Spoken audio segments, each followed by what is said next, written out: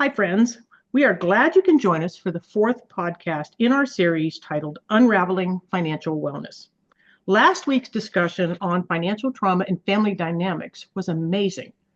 This week, we will explore the psychological impact of debt, its effects on mental health and well being, strategies you can use to cope with that stress, and how to get support if you're struggling with debt. Now, today, our panel is Charles Bartlett, who has his MBA in business and is also pursuing his master's in clinical psychology and is an amazing resource for us on the mental and emotional aspects of finances.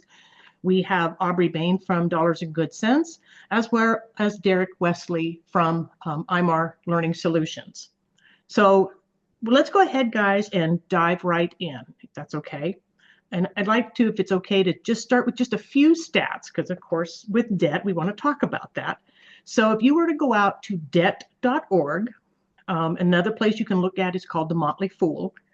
I can just give you some interesting debt statistics as of September 30th, 2024. We had, as a nation, $17.9 trillion of consumer debt. Of that, 70% was mortgages. We had $1.2 trillion of credit card debt and $1.6 trillion of student loan debt. And when you compare that year over year, debt has gone up 11% in the last 2 years. So with those numbers and seeing how much they've increased, I think that talking about the financial impact and the emotional trauma of debt is really a timely topic.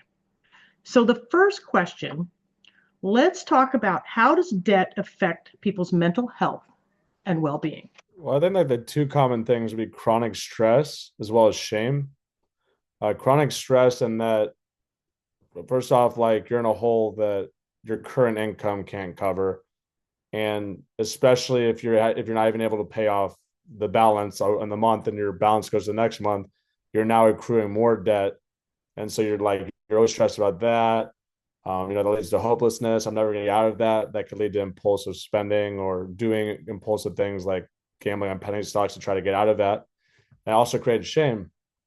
I've had friends that are in credit card debt. They're less able to be out socially, both because they don't have the economic means to go out and get dinner or go somewhere, but also like they're embarrassed about it.